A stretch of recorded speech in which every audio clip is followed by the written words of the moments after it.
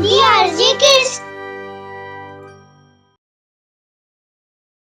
गोष्ट जादुई पोपट. खूप वर्षापूर्वीची गोष्ट आहे.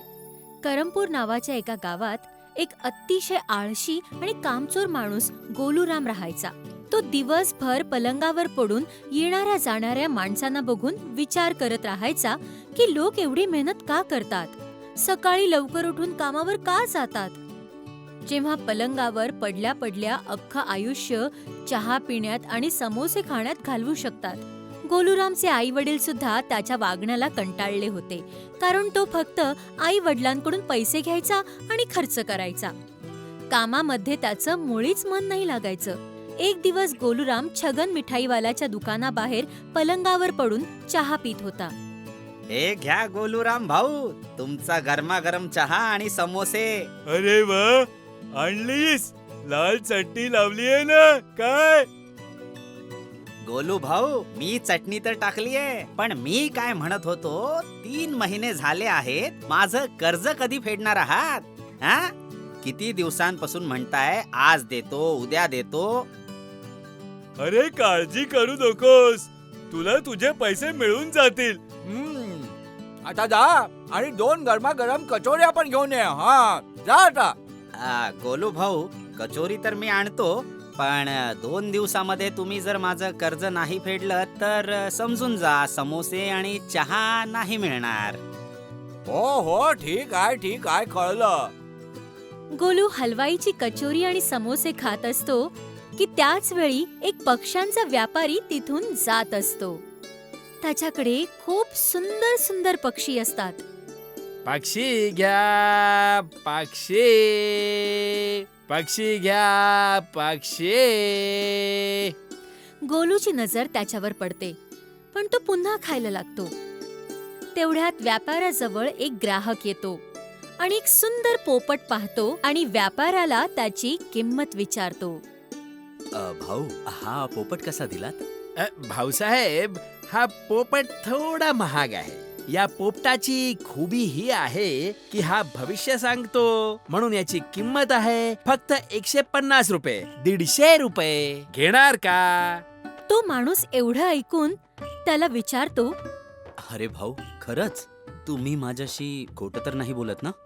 अरे भाऊसाहेब, तुम्ही प्रयत्न तर करून बघा, आणि जर तुम्हाला खोटं वाटत असेल तर दर 20 दिवसांनी या गावातून मी येत जात असतो. पोपट देऊन माझ्याकडून दुप्पट पैसे परत घेऊन जा. बघून घ्या भाऊसाहेब, अशी संधी नशिबानेच मिळते. तो माणूस लगेच पैसे काढतो आणि त्या व्यापाराला देऊन पोपट विकत घेतो. या सगळ्या गोष्टी गोलू ऐकत असतो. तो व्यापाराकडे जातो आणि त्याला विचारतो, अहो व्यापारी, तुझ्याकडे असा अजून एक पोपट आहे का? असा तर एकच होता, पण त्यापेक्षाही वरचा एक असा पोपट आहे ज्याच्याकडे जे पण मागाल ते बसल्या बसल्या पूर्ण होऊन जातं. पण असं आहे की त्याची किंमत थोडी जास्त आहे. किती किंमत आहे त्याची? पूर्ण 501 रुपयांपेक्षा 1 पैसाही कमी नाही. गोलू विचार करतो की एवढे पैसे तर मी ह्या पोपटाकडून सहज कमावू शकतो. गोलू त्याला म्हणतो, माझ्याकडे 500 रुपये तर नाहीयेत, पण जर का तू थोडी वाट पाहिली तर मी माझ्या आई बाबांकडून घेऊन तुला देतो. जास्त वेळ नाहीये माझ्याकडे, लवकर ये. ठीक आहे? बरं ठीक आहे, तू जाऊ नकोस, मी आत्ताच आलो. गोलू घरी पोहोचतो आणि आपल्या आई वडिलांना म्हणतो की त्याला 501 रुपये हवे आहेत. काय? 501 रुपये? एवढ्या पैशांचं काय करणार आहेस? बस तुम्ही असं समजा की माझ्या भविष्यातील यशाचं चिन्ह आहे आणि मी लवकरच तुम्हाला ते परत देईन. त्याचे बाबा त्याला पैसे देतात. गोलू व्यापाऱ्याकडे जातो. हे घे पूर्ण 501 रुपये आणि दे मला तो पोपट. व्यापारी गोलूला तो पोपट देतो आणि म्हणतो, हा पोपट तुमचं आयुष्य बदलू शकतो, पण लक्षात ठेवायचं, जेव्हा पण पोपट हाक मारेल तेव्हा त्याला खायला द्या. हा तुमच्या सगळ्या इच्छा पूर्ण करणार आहे. ठीक आहे. बरं, मी निघतो. गोलू पटकन पोपटाला घेऊन त्याच्या खोलीत जातो आणि थोडा वेळ विचार करतो आणि पोपटाला म्हणतो, हे पोपटजी, मला इतके पैसे हवेत की मी छगनचं कर्ज फेडू शकेन. गोलू आपल्या खिशात हात घालतो तर पैसे निघतात. पोपट गोलू जवळ खायला मागतो. गोलूला समजतं की जसं व्यापाऱ्याने सांगितलं होतं की पोपटाला खायला द्यायचं, तर तो त्याला खायला देतो. गोलू पटकन जाऊन छगनला पैसे देऊन येतो आणि त्याचं कर्ज फेडून टाकतो. मग गोलू त्याच्या आई वडिलांकडून घेतलेले 501 रुपये पोपटाकडे मागतो. अहो पोपटलाल, मला लवकर 501 रुपये प्रदान करा.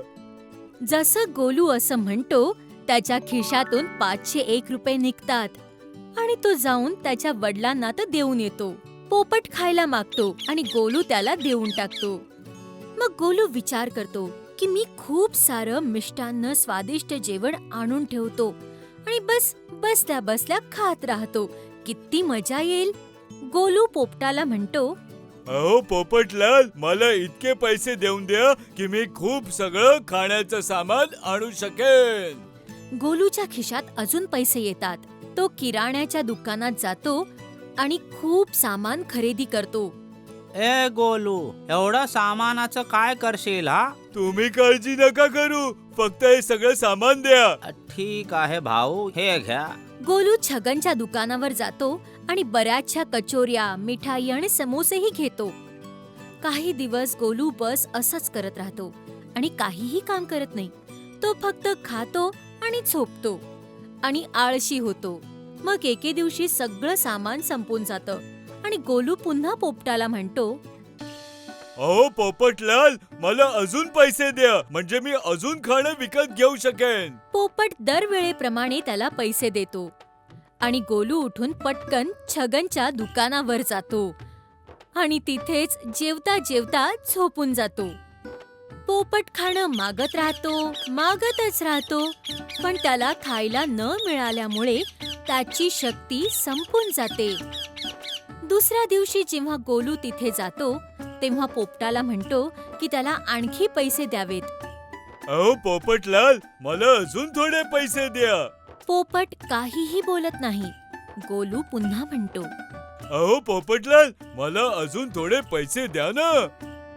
त्याची शक्ती आता संपली होती. गोलूला समजतं की त्याने पोपटाला न खायला दिल्यामुळे त्याची शक्ती संपली आहे. गोलू थोडा वेळ उदास होतो. मग त्याला आठवतं की व्यापाऱ्याने सांगितलं होतं की तो 20 दिवसानंतर पुन्हा या गावातून जाणार आहे. तो विचार करतो की तो व्यापाऱ्याला हा पोपट देऊन नवीन पोपट विकत घेईल. तो वाट पाहत राहतो की व्यापारी ज्या दिवशी या गावातून जाईल त्या दिवशी तो त्याच्याकडून पुन्हा नवीन पोपट घेईल.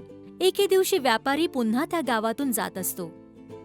पक्षी घ्या, पक्षी घ्या. व्यापाराचा आवाज गोलूच्या कानावर पडतो आणि गोलू व्यापाराकडे जातो आणि म्हणतो, अरे व्यापारी, तू जो पोपट मला विकला होता ना, त्याची शक्ती आता संपून गेली आहे. आता तो माझी कोणती इच्छा पूर्ण नाही करत. तू मला त्याच्या बदल्यात एक दुसरं पोपट देऊन दे, नाहीतर ह्याला नीट करून दे. व्यापारी गोलूला म्हणतो, माझ्याकडे असा दुसरा कोणताही पोपट नाहीये. त्या पोपटात तुझ्या नशिबाची ताकद होती, जी प्रत्येक पोपटात असते, पण नशिबाची ताकद जास्त वेळ त्याच्याचकडे टिकते जो मेहनत करतो. तुझ्या आळसामुळे ती शक्ती संपून गेली आहे. गोलूला समजतं की त्याच्याच आळशीपणामुळे त्याने पोपटाला खाऊ नाही घातलं, ज्यामुळे त्याची शक्ती संपली. गोलू पोपटाला मुक्त करतो आणि प्रण करतो की आतापासून तो कठोर परिश्रम करेल.